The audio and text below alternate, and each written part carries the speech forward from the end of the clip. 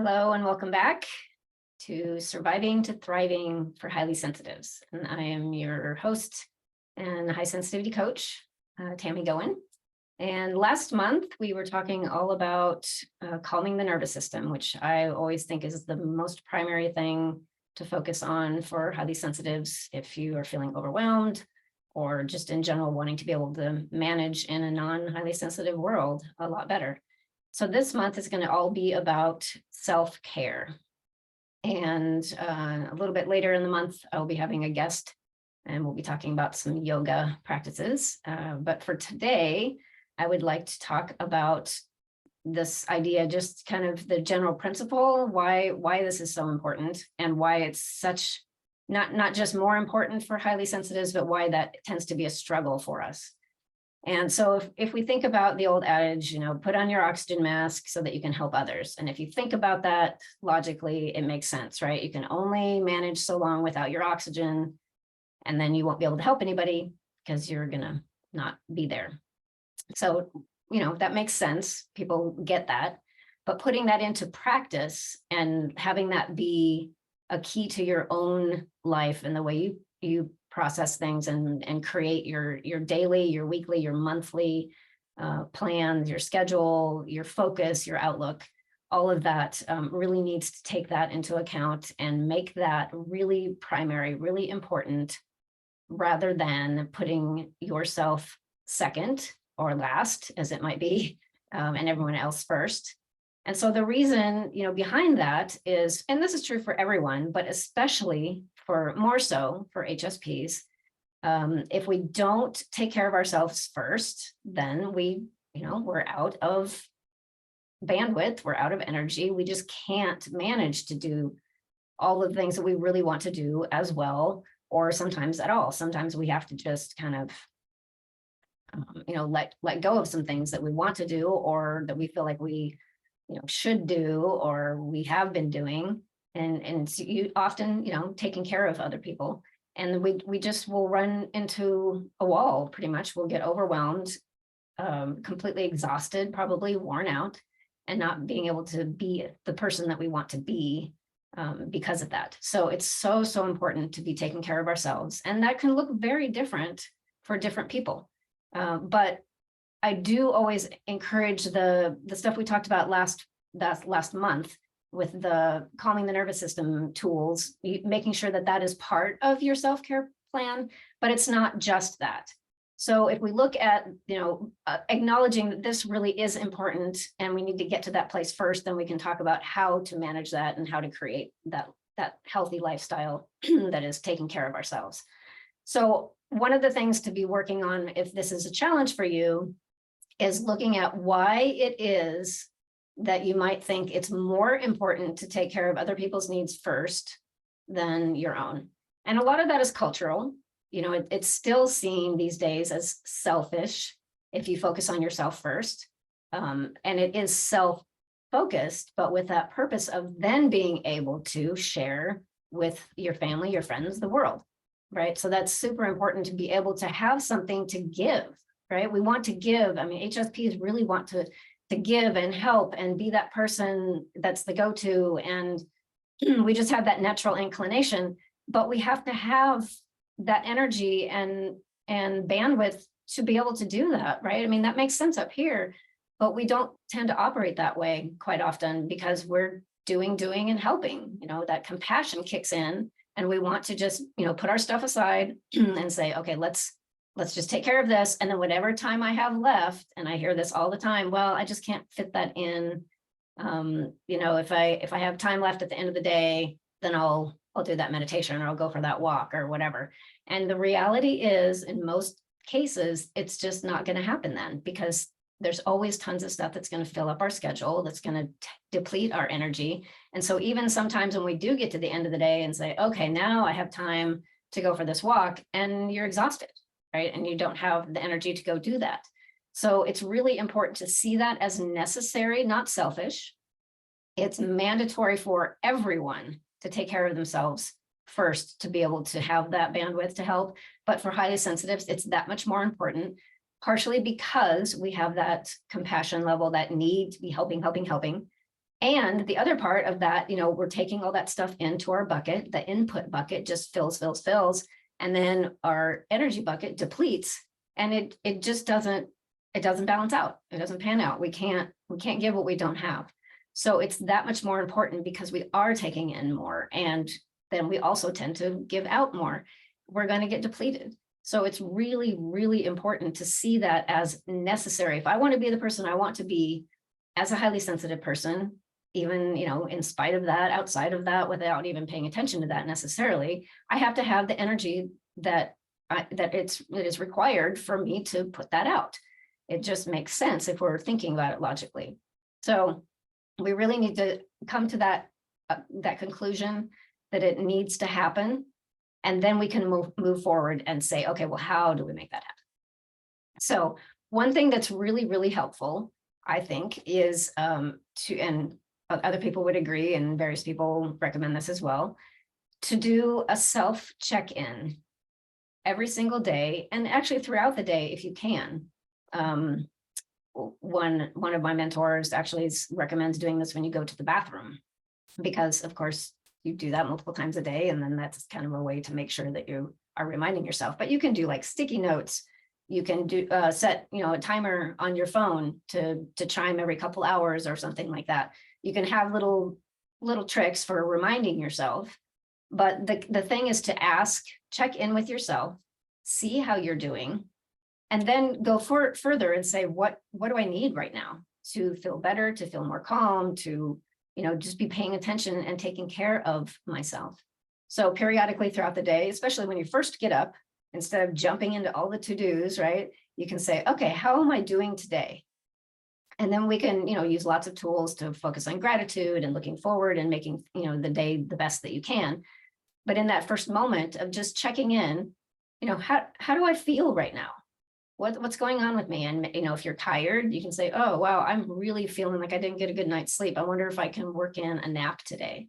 Or, maybe that one extra thing I was thinking of adding onto my schedule today is going to be a little bit too much, so I'm going to opt out or something like that. But you can kind of get that gauge of how you're doing when you first get up. What does my energy level feel like? What do I have planned? Do I make any adjustments?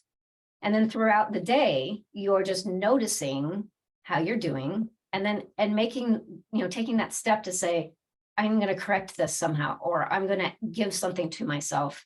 If when you check in, you say, oh, I'm feeling really tense or really stressed about this particular thing, whatever it is that you are aware of, that's not just right. If you check in and go, yeah, I'm in a rough spot, I'm on edge or something, then you take that next step and say, so what would help with that? What do I need? And then you have to honor that. I mean, that's the key, right? It's like, oh yeah, what I could really do with right now is a nap. And maybe that's absolutely not possible because of your work schedule or where you happen to be. So then you can say, well, okay, I can't have a nap. What would help me though to either raise my energy level because I'm just feeling really, drugged down, or what would actually help me feel less tired? That's healthy. I'm not talking about like a energy drink or something like that, but something that will just, 5 minutes to go do some deep breathing. Or yes, I know I don't seem to have this time it looks like in my schedule, but I'm going to go spend 5 minutes and walk outside in nature, because that's always a huge thing for HSPs, that connection with nature. It's so rejuvenating and invigorating sometimes, and just helps us to just let go and release. And then we get the vibes from, the trees and just being in that earthly place. So anything like that you could fit in at that moment when you're saying, yeah, I'm on edge, I need something to feel more myself, to feel like I'm ready to go forward, and then making that happen. So sometimes it's finding something you can do maybe in 30 seconds, just do some deep breathing. Or maybe you realize, oh, I've been on the computer constantly for 2 hours, no break whatsoever. All I need to do is take 5 minutes, get up, walk around, whether that's outside or not, go get a nice, tall glass of water, go have a little snack, whatever it is, just to break that up, shift your focus, feed yourself in some way, not necessarily, directly with food, but it can be sometimes. Whatever it is that your body is asking for, or your system is asking for, if we don't do the check-in, then we'll let that go by an entire day. And then you're going, oh, wow, I am like exhausted. And if I look back, I can see that, by 11 this morning, I was starting to feel tired and not managing very well, but I just kept plowing through, doing, taking care of everything, taking care of everybody. And now I'm depleted. So being able to do that check-in as you go throughout the day, very, very helpful. And then making sure that you have that commitment to following through with it. Oh, yes, I'm feeling super tense. I don't have time to focus on that right now. And then you kind of stuff that away, and then you get more and more and more depleted. And then you're wondering why, wow, everybody else seems to manage their day fine. And then I got to the end and I'm just toast, I just can't do it anymore. Why? And then you start to feel bad and have that guilt feeling sometimes. Maybe this isn't happening for you, but it's pretty common, for HSPs. You just get overwhelmed, and it's a lot because not only the input that's all coming in, but we're not prepared for dealing with that. We don't have that bandwidth to support it, to manage it, because we're not taking care of ourselves.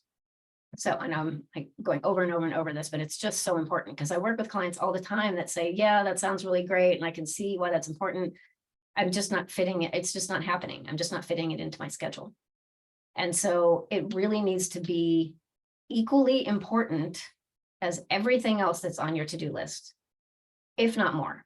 So if you're planning your day and you say, I'm going to do this, this, this, and this, make sure one of those things is taking care of you in some way. It has to be seen as that important, not something that will just happen somehow magically if there happens to be time at the end of the day, because for the most part, we can be pretty sure that that's not going to happen. So if we focus on that idea of, in this society especially, we have this idea we're only okay if we are doing something. So if we have, downtime in between work projects or meetings or something like that, and we choose to just regroup and do something for ourselves for 5 or 10 minutes, in our culture, it's often seen as selfish or lazy. That's a big one. That idea of being lazy, if I'm not constantly at it, constantly doing, helping, like, oh, I could sit here for 10 minutes and watch, something online that's going to inspire me, but then I'm not, doing something for someone else. That's really selfish. And I'm here to tell you, and hopefully help you believe that it is important for you to do that for yourself, and it's not selfish. Now, if you were, truly being lazy, like you have all these things you have to do and you just sit back and go, I'm not going to pay attention to any of them, maybe that's the case. But for HSPs in particular, that's probably not very likely. You're probably not letting things go just because you're not wanting to deal with them, or you just change your mind for no particular reason. Often we have to back out of things because we have not been taking care of ourselves, and again, we reach that overwhelm place. But for HSPs, it's not very likely that you're going to truly be acting in a way that is lazy and not caring, not compassionate, all of those things. But that tends to be, I hear that from clients all the time. It's like, yeah, but if I do this and spend this time for myself, I'm not spending that time, helping with this person or finishing this project or whatever. And I feel bad about that. And that happens quite often. If we're not giving constantly or doing constantly, then we can feel really guilty, because we can always be doing extra stuff. And so we kind of have that sense of, well, if I have spare time, then I should be filling it with something meaningful, something, for the world, for other people, something that's productive, efficient, whatever, at least being compassionate in an acting way. And what we really need to realize is that being more ourselves, being more okay with ourselves, being in a calmer place, taking care of ourselves allows us to be the person that we want for everyone else, or for the situation or for the world. But letting go of that idea that we have to be doing that, 24/7, and somehow we're just going to, be okay, because it just doesn't happen that way. So if you can, hopefully be able to shift that mindset, if that's where you've been for some time, or maybe your whole life, that, it's just not okay to spend that time for myself and I need to focus on everyone else. And you can consider at least shifting that focus. That would be immensely helpful for your system, for your energy, and ultimately then again, for everyone else. Because if you are right on and you have a lot of energy and your mind is clear and you are just like ready to go, then you're going to be helping a whole lot more, right? You're going to be more effective. You're going to be providing those services you want, or helping in the ways that you want, that much better. Even if it's not as often or for as long of a period, your impact is going to be more intense when it happens, if you have those reserves, right? So if you focus on that as a necessity, I have this kind of nervous system, I need even extra self-care time. I need to take care of myself so that I can be this person that helps other people. And I hear that all the time from clients as well. It's like, it's what really is important to me and really moves me is helping, being of service to other people, which is amazing, right? And we have that capability, but if we deplete ourselves, eventually the quality of that help is just not going to be there, as well. So anyway, I want to talk about that today to just kind of get that wheel rolling, get the idea maybe, shifting in your mind a little bit. And then we'll be talking about various ways, things to incorporate things into your life, how to make that work so that you have a very consistent, committed self-care practice. And this is when I say a practice, you're going to be trying things and doing different things to see what works for you. It's very important that it resonates for you. But it's also that ongoing committed piece of every single day.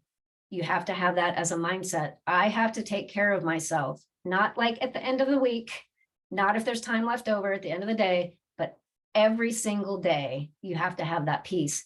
And then you'll be more able to manage the non-highly sensitive world. You'll be able to be that person you want to be for everybody else. So hopefully that was helpful in trying to get that idea moving. And next week, we will follow up on some other things to do for creating that self-care practice. So have an amazing day and an amazing week, and I will see you next time.